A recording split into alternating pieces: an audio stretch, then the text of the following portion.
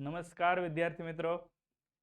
તો વિદ્યાર્થી મિત્રો, આજે આપણે ધોરણ 10 વિષય છે વિજ્ઞાન અને તેનું ચેપ્ટર નંબર 2 છે એસિડ, બેઝ અને ક્ષાર, તેના વિશે ભણવાના છે. ચેપ્ટરનું નામ છે એસિડ, બેઝ અને ક્ષાર. બરાબર, નામ પરથી આપણે થોડો અંદાજ આવી જાય એવું જ નામ છે. આ ચેપ્ટરની અંદર આપણે કેટલાક એસિડ વિશે વાત કરવાના છીએ, કેટલાક બેઝ વિશે અને કેટલાક ક્ષાર વિશે વાત કરવાના છીએ. અને સાથે સાથે આ જે ચેપ્ટર છે એ ચેપ્ટરની અંદર આપણે એસિડ અને બેઝના કેટલાક બેઝિક ગુણધર્મો જે હોય, કેટલાક જે એના પ્રાથમિક ગુણધર્મો હોય તેની ચર્ચા પણ આપણે કરવાના છીએ. તો આપણે આ ચેપ્ટર છે એની શરૂઆત કરીશું. તો આ ચેપ્ટરમાં સૌથી પ્રથમ પહેલા તો આપણે એસિડ અને બેઝની ઓળખ આપણે કેવી રીતે કરી શકીએ. આપણે કોઈ પદાર્થ આપી દીધો છે અને એવું કીધું છે કે આ પદાર્થ યા તો એસિડ છે યા તો બેઝ છે. આપણે ડિફાઇન કરવાનું છે, આપણે શોધવાનું છે કે આ શું છે. તો આપણે કેવી રીતે શોધી શકીએ? તો એ શોધવા માટે આપણે એના જે ભૌતિક ગુણધર્મો, એના કેટલાક સામાન્ય ગુણધર્મો છે એના વિશે જાણવું જરૂરી છે. તો સૌથી પહેલા આપણે તેના એવા જ કેટલાક સામાન્ય ગુણધર્મો છે તેના વિશે ચર્ચા કરીશું. એટલે અહીંયા એસિડ છે એ એસિડના સામાન્ય ગુણધર્મો આપણે પહેલા જોઈશું.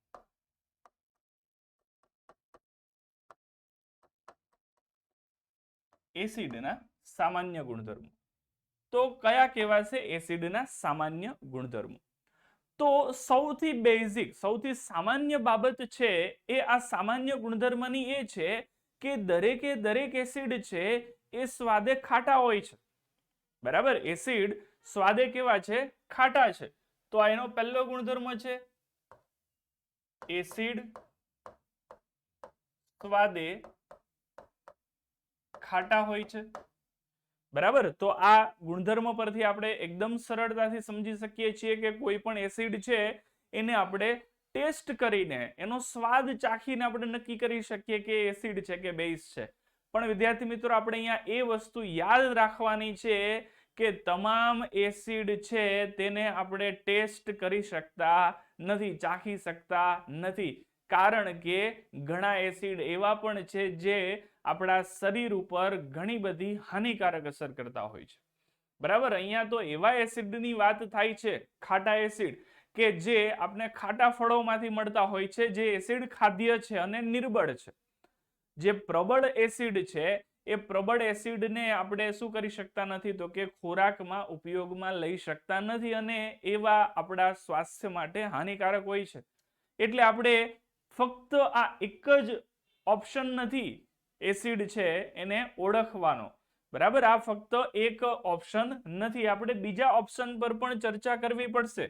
તો બીજો ઓપ્શન છે કે એસિડ જે છે એ એસિડ ભૂરા લિટમસ પેપરને લાલ બનાવે છે.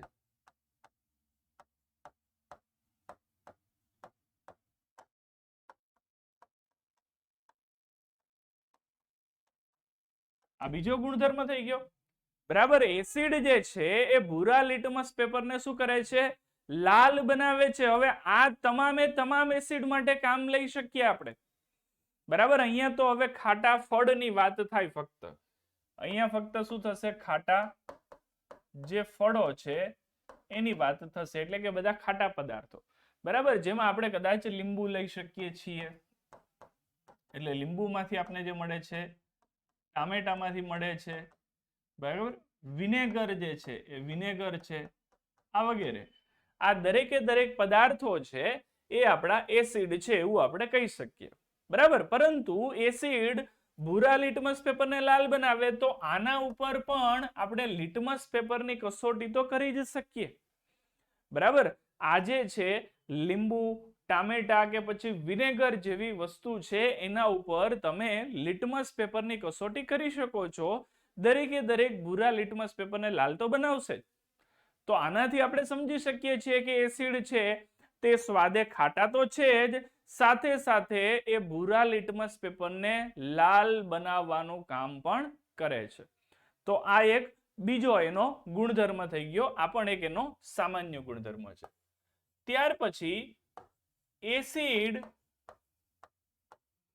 બેઝ સાથે પ્રક્રિયા કરી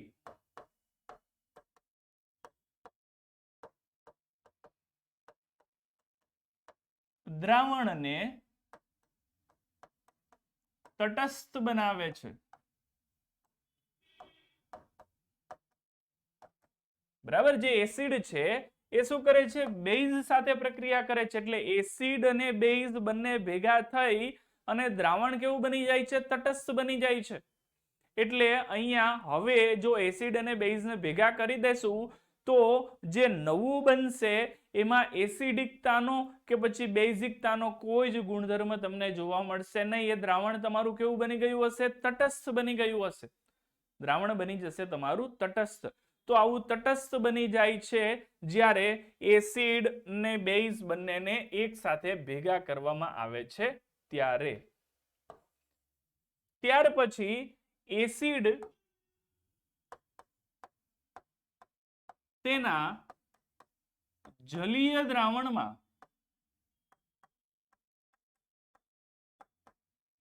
H+ આયન મુક્ત કરે છે. એસિડ તેના જલીય દ્રાવણમાં શું કરે છે?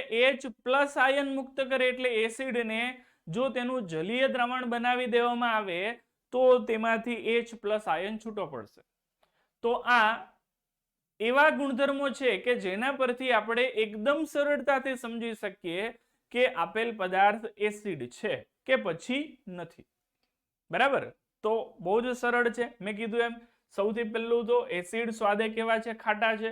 પણ બધા એસિડને આપણે ચાખીને નક્કી કરી શકતા નથી કે આ એસિડ છે કે પછી નથી. કારણ કે ઘણા એવા પણ છે કે જે આપણા સ્વાસ્થ્ય માટે હાનિકારક છે. એટલા માટે બીજા ઓપ્શન પર આપણે જશું, જે ભૂરા લિટમસ પેપરને લાલ બનાવવા વાળો છે ઓપ્શન. બરાબર, એસિડ ભૂરા લિટમસ પેપરને કેવો બનાવે છે? લાલ બનાવે છે. ત્યાર પછી એસિડ બેઝ સાથે પ્રક્રિયા કરી દ્રાવણને કેવું બનાવે? તટસ્થ બનાવે. અચ્છા, તટસ્થ બનાવે એમાં તમે બાજુમાં લખી શકો છો કે શું કરે છે? તો કે ક્ષાર પ્લસ પાણી બનાવે છે. ક્ષાર પ્લસ શું કરે છે? પાણી. એટલે કે ક્ષાર અને પાણી બનાવી દેશે. એસિડ બેઝ સાથે પ્રક્રિયા કરી અને શું બનાવી દેશે? ક્ષાર અને પાણી. ચાલો, આ થઈ ગયા કેટલાક એસિડના સામાન્ય ગુણધર્મો. ત્યાર પછી આપણે એવા જ કેટલાક બેઝના સામાન્ય ગુણધર્મો પણ લઈ લઈએ. બેઝના સામાન્ય ગુણધર્મો. તો બેઝના ગુણધર્મો કઈ પ્રકારના હોઈ શકે છે? તો જેમ આપણે એસિડના લખ્યા છે એ જ રીતે લખીશું. સૌથી પહેલા તો બેઝ જે છે એ બેઝ સ્વાદે તુરા હોય છે. બેઝ સ્વાદે કેવા હોય છે? તુરા હોય. એટલે બેઝ સ્વાદે તુરા હોય છે. એસિડ છે તે ખાટા હોય, બેઝ કેવા છે? તુરા છે. તુરા અથવા તો અહીંયા બીજો શબ્દ તમે કડવા પણ વાપરી શકો છો. કડવા હોય છે. બરાબર, તો તુરા હોય અથવા તો કેવા હોય છે? કડવા હોય છે. બેઝ સ્વાદે તુરા છે. એટલે જે ખાદ્ય પદાર્થ આપને તુરા લાગે છે એ બધા જ શું છે? બેઝ છે. પણ તમને કોઈ પદાર્થ આપી દીધો છે અને એવું નક્કી કરવા કીધું છે કે આ પદાર્થ બેઝ છે કે પછી નથી, તો આપણે એવું ના કહી શકીએ કે એ જો તુરો હોય તો એ બેઝ છે. બરાબર, એવું આપણે કહી શકીએ નહીં. કારણ કે અહીંયા દરેકે દરેક બેઝ, જેમ આપણે એસિડમાં પણ દરેકે દરેક એસિડને આપણે ચાખીને નક્કી નથી કરી શકતા, એવી રીતે દરેકે દરેક બેઝ માટે પણ આપણે ચાખીને નક્કી કરી શકતા નથી. તો એના માટે આપણી પાસે બીજો ઓપ્શન છે. એ કયો છે? તો કે લિટમસ પેપર વાળો છે કે બેઝ જે છે એ બેઝ લાલ લિટમસ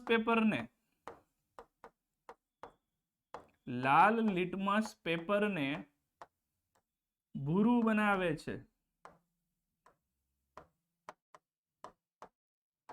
લાલ લિટમસ પેપરને શું કરે છે? ભૂરું બનાવે છે. વિદ્યાર્થી મિત્રો, યાદ રાખવા માટે આપણે બહુ જ સરળ ટ્રીક છે એનો ઉપયોગ કરીએ છીએ. તમે કદાચ નાના ધોરણમાં ભણી જ ગયા છો. એસિડ ભૂરાને લાલ બનાવે એટલે એ ભૂલા. એસિડ ભૂરાને શું કરે છે? લાલ બનાવે, એટલે એ ભૂલા. અને બેઝ છે એ લાલને શું કરે છે? ભૂરું બનાવે, એટલે બે લાભુ. બરાબર. અને આના પરથી હજુ થોડું વધારે સરળ કરવા માટે આવું પણ આપણે કહી શકીએ છીએ, એક ભૂલ બે લાભ. થઈ ગયું ને સરળ? આવું પણ કરી શકાય છે. એક ભૂલ કરીએ એટલે કેટલા લાભ થાય? બે લાભ થાય. એક ભૂલ બે લાભ, એટલે એ ભૂલા એસિડ ભૂરાને લાલ બનાવે, બેઝ લાલને ભૂરું બનાવે.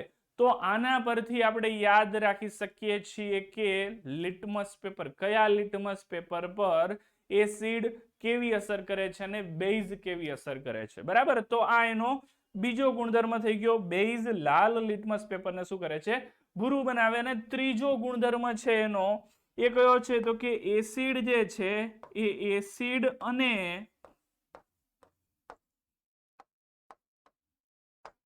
બેઝ ભેગા મળી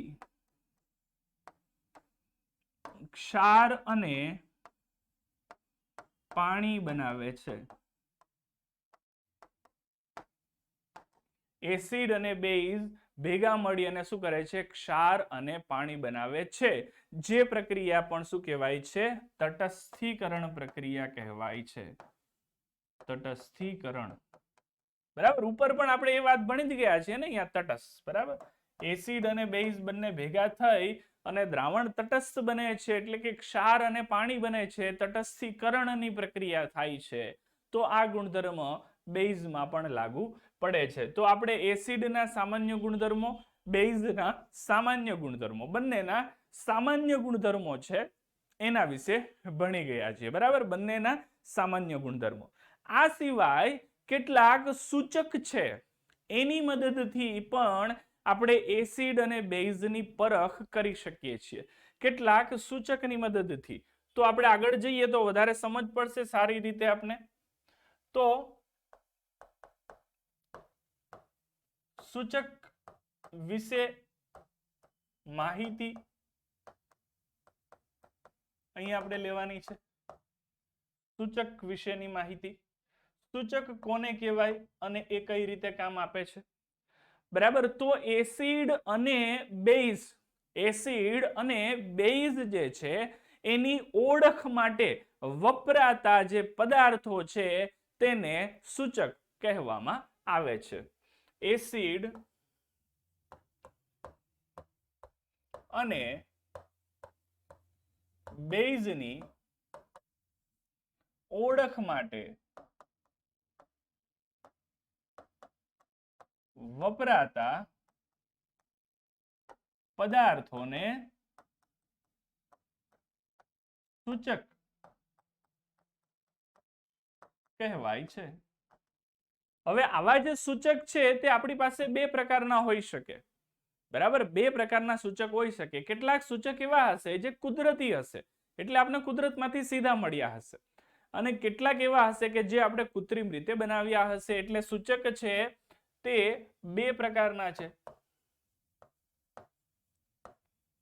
સૂચક બે પ્રકારના છે. હવે એ બે પ્રકાર કયા છે? તો એમાં પહેલો પ્રકાર છે કુદરતી સૂચક. હવે કુદરતી સૂચકનો અર્થ શું થાય? તો કે જે કુદરતમાંથી સીધે સીધા મળે છે તે. બરાબર. એવા કયા કયા હોઈ શકે છે? તો કુદરતમાંથી સીધા મળે છે તેવામાં લિટમસ પેપર તો આવશે જ, સાથે સાથે પીએચ પેપર પણ આવશે, લાલ કોબીજ આવશે, લાલ કોબીજના પાન, લાલ કોબીજના પાન આવશે. એ સિવાય હળદર આવશે વગેરે. આ બધા જ એવા છે જે કેવા છે? તો કે કુદરતી સૂચક છે. અને બીજા જે કૃત્રિમ સૂચક છે.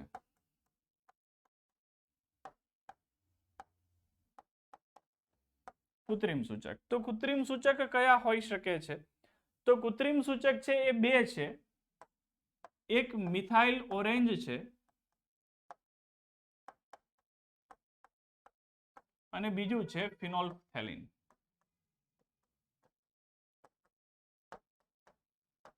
આ બે જે છે એ કૃત્રિમ સૂચક છે, એટલે કે પ્રયોગશાળામાં કૃત્રિમ રીતે બનાવવામાં આવેલા છે. તો આ વાત થઈ ગઈ સૂચકની. સૂચકની મદદથી ખૂબ જ સરળતાથી એકદમ સિમ્પલ રીતે આપણે કોઈ પણ પદાર્થ એસિડ છે કે બેઝ તે આપણે નક્કી કરી શકીએ છીએ. જેમાં આપણે લિટમસ પેપરની વાત તો આગળ ભણી ગયા છીએ, બરાબર, કે લિટમસ પેપરનો રંગ પરિવર્તન થાય એનાથી આપણે એસિડ બેઝ જાણી શકીએ છીએ. પીએચ પેપરથી પણ જાણી શકાય. લાલ કોબીજના પાન પણ એવું જ કંઈક કામ આપે, અને હળદર જે છે એ પણ કંઈક એવા જ પ્રકારે કામ છે તે આપતા હોય છે. આપણે એક ઉદાહરણ સ્વરૂપે લઈ શકીએ છીએ કે જો તમે હળદરવાળા ડાઘ જે હોય એ ડાઘવાળા કપડા હોય, એ જો કોઈ કપડું છે જેમાં હળદરનો ડાઘ પડી ગયો છે, બરાબર, કઢીનો ડાઘ પડી ગયો હોય, દાખલા તરીકે હળદરવાળી કઢી હોય તો, બરાબર, અને એ કપડાને જ્યારે સાબુ સાથે પ્રક્રિયા કરવામાં આવે, એટલે કે સાબુથી સાફ કરવામાં આવે, તો એ સાબુ સાથે રિએક્ટ કરે છે, તરત જ રિએક્ટ કરી લેશે. અને એ રિએક્શન જે છે એ રિએક્શનથી શું થાય છે તો કે જે રંગ છે એ હળદરનો જે પીળો રંગ છે એ પીળો રંગમાંથી એ લાલ રંગ, લાલાશ પડતો રંગ છે તે થવા લાગે છે. તો આવું થવા પાછળનું કારણ શું છે? કારણ કે અહીંયા હળદર જે છે એને શું કર્યું છે તો કે અહીંયા રિએક્શન આપે છે, બરાબર. હળદર શું કરે છે? અહીંયા રિએક્શન આપે છે, અને એ રિએક્શન એને બેઝ સાથે કરવું, બરાબર, કારણ કે એ શું છે તો કે સૂચક છે એટલા માટે. તો આ સૂચક માટેની માહિતી થઈ ગઈ. આ પછી આપણે ઘ્રાણેન્દ્રિય સૂચક આપેલા છે.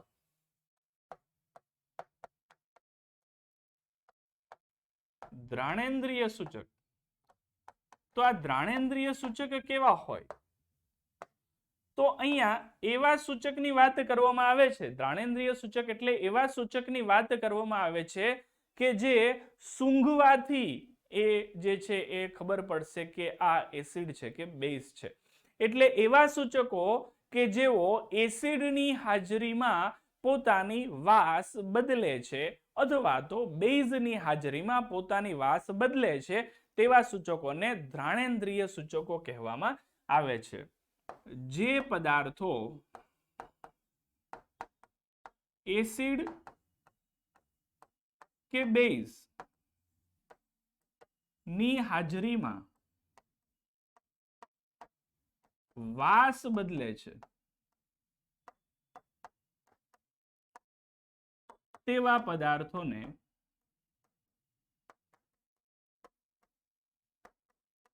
ઘ્રાણેન્દ્રિય સૂચક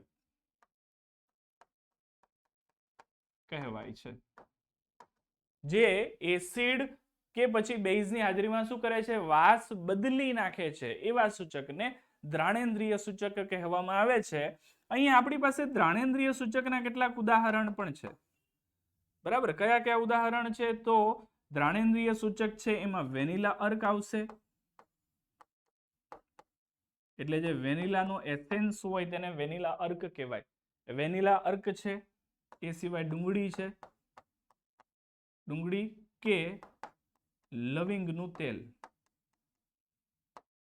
ડુંગળી કે પછી લવિંગનું તેલ છે એનો પણ અહીંયા આપણે ઉપયોગ કરી શકીએ છીએ ઘ્રાણેન્દ્રિય સૂચક તરીકે. અચ્છા, હવે આપણે ઉદાહરણ સ્વરૂપે જોઈએ તો દાખલા તરીકે NaOH ડુંગળી વાળું જે છે એ ડુંગળી અથવા લવિંગના તેલ વાળું એક કપડું છે. લવિંગના તેલમાં ડુબાડેલ કપડું છે. હવે આને આપણે શું કરીએ તો કે બે ઓપ્શન આપીએ, બરાબર. કયા કયા બે ઓપ્શન આપીશું? તો પહેલો ઓપ્શન આપીએ દાખલા તરીકે કે એને આપણે NaOH માં ડુબાડીએ, NaOH માં ડુબાડીએ. અને જે બીજો ઓપ્શન છે એ બીજો ઓપ્શન આપણે આપી દઈએ એને કે તેને HCl માં ડુબાડીએ. તો અહીંયા જે NaOH છે એ NaOH માં ડૂબવાથી એની જે સ્મેલ છે એ શું થઈ જશે? બદલાઈ જશે. લવિંગના તેલની જે સ્મેલ આવતી હશે એ સ્મેલ શું થઈ જાય છે? બદલાય છે. એટલે અહીંયા વાસ બદલે છે અને અહીંયા વાસ બદલતી નથી. તો આના પરથી કહી શકાય કે દ્રાણેન્દ્રિય સૂચકો જે છે એ એસિડની હાજરીમાં પોતાની વાસ છોડતા નથી, પરંતુ જે દ્રાણેન્દ્રિય સૂચકો છે તે બેઝની હાજરીમાં પોતાની વાસ છે તે શું કરી દેશે, છોડી દેશે, પોતાની વાસ બદલી નાખે છે. ઓકે વિદ્યાર્થી મિત્રો, તો આજે આપણે એસિડ અને બેઝની કેટલીક સામાન્ય બાબતો છે એની ચર્ચા કરી છે. આ ચેપ્ટરમાં આપણે એસિડ અને બેઝના રાસાયણિક ગુણધર્મો વિશે પણ ચર્ચા કરવાના છીએ, જેના માટે આપણે આવતા લેક્ચરમાં મળીશું ત્યારે વાત કરીશું. અત્યારે અહીંયા સુધીનું રાખ્યું છું અને આશા રાખું છું કે અહીંયા સુધીની તમામ માહિતી છે તે તમને બિલકુલ જ સમજ પડી ગઈ હશે. મળીએ નેક્સ્ટ લેક્ચરમાં. Good bye. જય હિન્દ, જય ભારત.